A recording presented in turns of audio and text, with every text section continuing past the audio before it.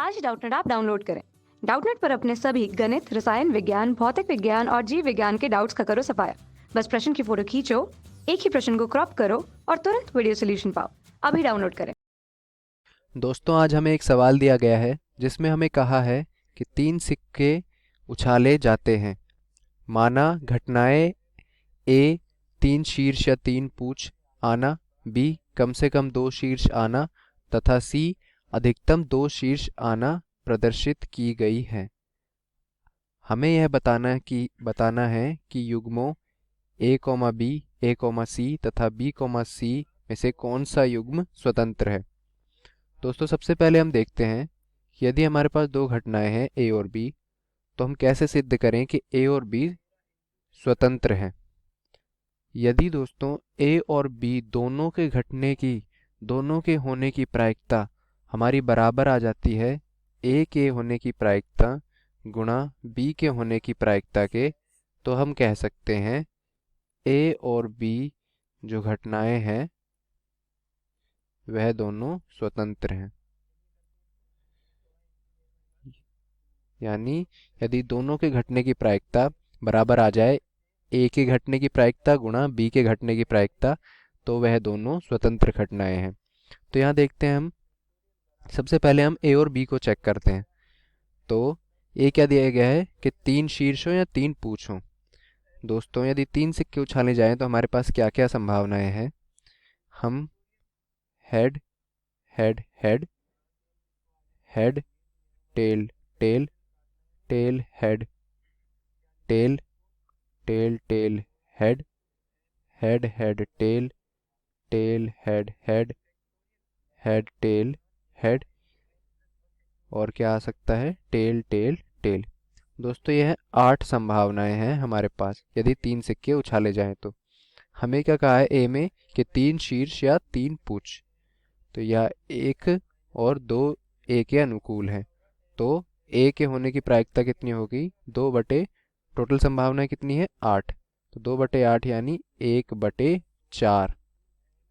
और इसी तरह यदि हम बी की प्रायिकता निकालें, बी क्या कहता है कम से कम 2 शीर्ष आने चाहिए। तो कम से कम 2 शीर्ष देखिए किस किस में है। कम से कम 2 शीर्ष इसमें, इसमें, इसमें और इसमें। तो यह कितने हो गए 4, और टोटल कितनी संभावना है 8, तो 1/2 आ गया। अब दोस्तों हम देखते हैं ए और बी दोनों के साथ होने की प्रायिकता कितनी है कि या तो तीनों शीर्ष हों या तीनों पूंछ हों, और क्या हो कम से कम 2 शीर्ष हों। तो वह क्या हो सकता है, यदि तीनों पूंछ हो गई तो कम से कम 2 शीर्ष तो आए नहीं, तो फिर एक ही यानी तीनों शीर्ष वाली ही हमारे अनुकूल है। तो क्या आया, ए और बी दोनों के होने के लिए 1/8 आ गई हमारी प्रायिकता। दोस्तों, यहाँ हम देखें तो ए और बी दोनों के होने की प्रायिकता हमारी आ गई ए के होने की प्रायिकता गुणा बी के होने की प्रायिकता, क्योंकि 1/8 बराबर है 1/4 गुणा 1/2 के। तो हम क्या कह सकते हैं कि ए और बी स्वतंत्र हैं, स्वतंत्र घटनाएं हैं। दोस्तों, हम दूसरा युग्म चेक करते हैं ए और सी का। ए के होने की प्रायिकता हमने निकाली 1/4, इसी तरह हम सी के होने की प्रायिकता निकालते हैं। सी क्या है, अधिकतम 2 शीर्ष आने चाहिए। अधिकतम 2 शीर्ष यानी 2, 1 और 0 शीर्ष आ सकते हैं। तो 1, 2, 3, 4, 5, 6 और 7। सिर्फ एक ये तीनों शीर्ष वाली संभावना हम नहीं लेंगे, अधिकतम 2 शीर्ष आना। तो कितनी होगी प्रायिकता सी की 7/8। और यदि हम देखें कि ए और सी दोनों की साथ में होने की प्रायिकता,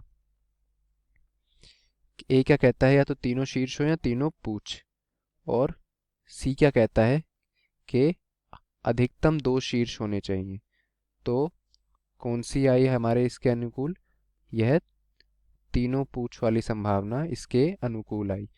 तो हम क्या कह सकते हैं, यह कितनी आई 1/8। अब क्या हमारे यहाँ पर 1/8 बराबर आ रही है PA गुना PC के? जी नहीं, हमारे यहाँ पर यह आई 7/32, जो कि बराबर नहीं है 1/8 के। तो दोस्तों हम क्या कह सकते हैं, A और C स्वतंत्र नहीं है। इसी तरह हम अब आखिरी युग्म देखते हैं BC।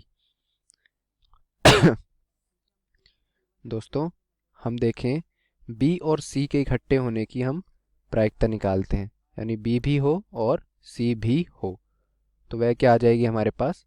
देखिए B कहता है कि कम से कम 2 शीर्ष हों और C कहता है अधिकतम 2 शीर्ष हों।